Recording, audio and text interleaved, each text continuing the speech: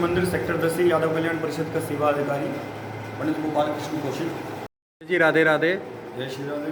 आज हम अजय भारत मीडिया पर आपका स्वागत करते हैं।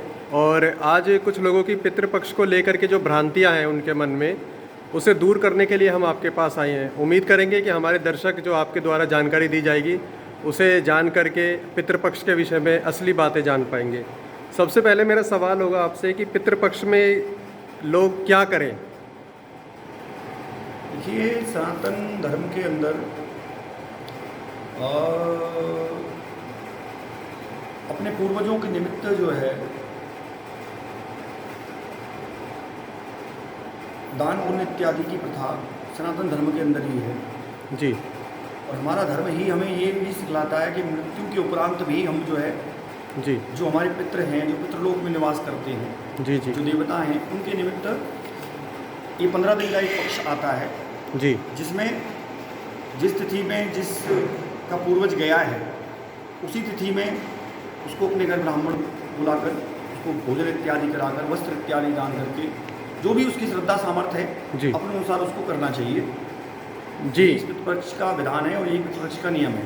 इसके अंदर बहुत से जो है लोक मान्यताएं प्रथाओं के अनुसार और स्थिति के अनुसार, जैसे आप जानते हैं भारतवर्ष है, विशाल विस्तृत संस्कृति है, यहाँ लोक मान्यताएं अधिक हैं जी, जिसमें कई स्थानों पर पितरों को तर्पण भी किया जाता है, पिंडदान इत्यादि किए जाते हैं, कई ब्राह्मण भोजन कराते हैं, वस्त्र इत्यादि देते हैं। तो ये सब प्रक्रियाएं हैं जी, और सबको अपनी परंपराओं के अनुसार ही उनको निभाना चाहिए। ठीक है। गोपाल पंडित जी, हम आपसे जानना चाहेंगे कि कौन व्यक्ति किस व्यक्ति का श्राद्ध कर सकता है? ऐसी भी कुछ मान्यता है कि सभी लोग सभी का श्राद्ध नहीं कर पाते, तो किसका श्राद्ध कौन करने का उत्तराधिकारी होता है? देखिए, जो पूर्वज हैं, जी, जो पितृ है, जो इस धराधाम को छोड़कर जा चुके हैं, उनके वंश में उनके पुत्र इत्यादि, उनके पौत्र इत्यादि ये श्राद्ध करने के अधिकारी होते हैं जी, कई परिस्थितियों में जिनके पौत्र इत्यादि नहीं होते या जी, पुत्र इत्यादि नहीं होते, जी, तो उसमें जो ननिहाल पक्ष है वो अपने नाना का, नानी का, मामा का जो वो श्राद्ध कर सकता है। ठीक है। तो ये तो आपने बताया कि कौन किसका श्राद्ध कर सकता है, और आप इसके बारे में ये भी बताइए कि श्राद्ध कब तक करना चाहिए, कितने सालों तक श्राद्ध करना चाहिए? लोगों को ये भी नहीं मालूम होता कि श्राद्ध की कब तक करना चाहिए, श्राद्ध की अंतिम कब तक होना चाहिए? देखिए, जब तक आप धराधाम पर हैं तो अपने पूर्वजों के निमित्त जो श्राद्ध करने चाहिए। अच्छा, हाँ, इसमें कोई ये नहीं है कि भाई कब तक करना चाहिए, कब तक नहीं करना चाहिए। हाँ, जब जीव इस धराधाम को छोड़कर जाता है तो उसके 1 वर्ष जो पहला श्राद्ध पड़ता है वो पितृकर्म पितृ श्राद्ध नहीं किया जाता, लेकिन उसके बाद उसको जो है उस तिथि के अनुसार कंटिन्यू कर देना चाहिए। गोपाल कौशिक जी, यदि कोई व्यक्ति श्राद्ध ना करने में समर्थ है, वो श्राद्ध नहीं कर पाता या फिर भूलवश वो श्राद्ध नहीं करता, तो उससे क्या हानि उसको होती है, क्या परिस्थितियाँ उसके साथ में घटित होती हैं? क्या ऐसा भी होता है कि कुछ हानि हो उसे पितरों की तरफ से?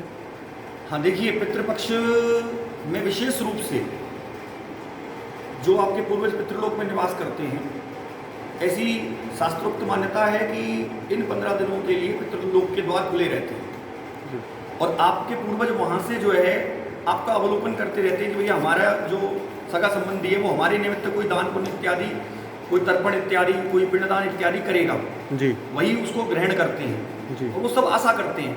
यदि हम नहीं करते हैं, अज्ञानता में अगर अज्ञानता में नहीं हो पाया तो उसको अमावस्या वाले दिन पूर्ण रूप से विधि विधान के साथ कर देना चाहिए। लेकिन आजकल जिस प्रकार की जो है भ्रांतियां फैल रही हैं कि भाई ब्राह्मण को खिलाने से क्या आपके पूर्वज खा लेंगे, जी, ब्राह्मण भगवान का मुख है। आप ब्राह्मण को नहीं भगवान के मुख में दे रहे हैं जी, तो वो सीधा पितृ ब्राह्मण ही इस धराधाम का देव है जी, और गौ इस धराधाम की देवी है। भूदेवो ब्राह्मणा और भूदेवी गौमाता। जी पंडित जी, ये जैसे कि मेरा क्वेश्चन था कि हानि किस प्रकार से, मतलब लोगों को कैसे पता लगेगा कि पितृपक्ष की तरफ से श्राद्ध नहीं किया गया है, इसलिए वो परेशान हो रही हैं? जिनके पितृष्ट होते हैं, मैं आपकी जी। बात समझ गया, जिनके पितृष्ट होते हैं उनमें घर परिवार में मानसिक कलेश, आपस में अनबन, जी असाध्य रोग, अर्थात की कोई भी प्रकार की सब ट्रीटमेंट चल रहे हैं, सारी चीज़ चल रही हैं, लेकिन फिर भी रोग समाप्त नहीं हो रहे हैं घर से, बार बार परेशानियां आना, अपने निजी भूमि इत्यादि चीज़ों का संयोग ना बन पाना, जी, संतान वंश वृद्धि के अंदर परेशानी होना, ये सब नाना प्रकार के दोष हैं और ये अलग अलग प्रकार से लगते हैं। तो जो श्राद्ध कर्म करते हैं, जो पितृपक्ष में ब्राह्मण भोज करते हैं, उनको इस तरह की परेशानियों से मुक्ति मिलने की संभावनाएं ज़्यादा होती हैं। हाँ, ये देखिए, हम जो है सभी जो है अपने मनुष्य अपने कर्मों के अधीन है। जी जो जैसा कर्म करता है उसको ऐसा फल प्राप्त होता है। जी। और हर किसी कर्म का प्रतिफल अवश्य प्राप्त होता है। यदि हम अपने पूर्वजों की, अपने देवताओं की, अपने इष्टों की, अपने आराध्यों की अगर अवहेलना करेंगे तो स्वाभाविक रूप से उसका दुष्परिणाम हमको भुगतना पड़ेगा। और यदि हम उनका आतिथ्य करेंगे, उनका सत्कार करेंगे, उनकी पूजा पाठ करेंगे, तो निश्चित रूप से हम सबको मानसिक शांति भी प्राप्त होगी और साथ ही साथ जो है आध्यात्मिक शक्ति भी प्राप्त होगी, जिससे कि हम नकारात्मक शक्तियों से लड़ पाएंगे। जी। कौशिक जी, मेरा एक आखिरी सवाल आपसे ये है कि यदि कोई समर्थ नहीं है श्राद्ध पक्ष में ब्राह्मण भोज करने में भी, और कोई अत्यंत गरीब है जो नहीं कर पा रहा है श्राद्ध, उस कंडीशन में क्या कोई ऐसा उपाय है कि एक उपाय करने से वह श्राद्ध क्रम का भागीदारी बन जाता है, श्राद्ध हो जाता है उसकी तरफ से? देखिए, अगर इस तरीके का कोई है और अगर वो अपने पूर्वजों के निमित्त नहीं कर पा रहा है कुछ और सामर्थ्यवान नहीं है, तो उसके लिए ये है कि थोड़ा सा काले तिल डाल के लोटे में जल में जी, सूर्य नारायण को जो है जल चढ़ा दें और वहीं से पितरों को संतुष्ट कर दें।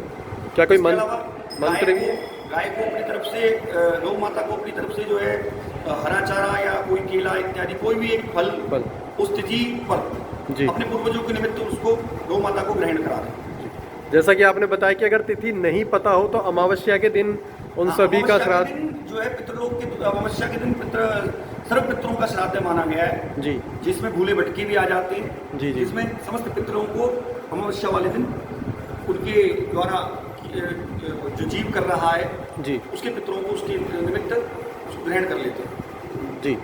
अजय भारत मीडिया के साथ आपका बात करने के लिए बहुत बहुत धन्यवाद। आपने हमें समय दिया, गोपाल कौशिक जी, धन्यवाद।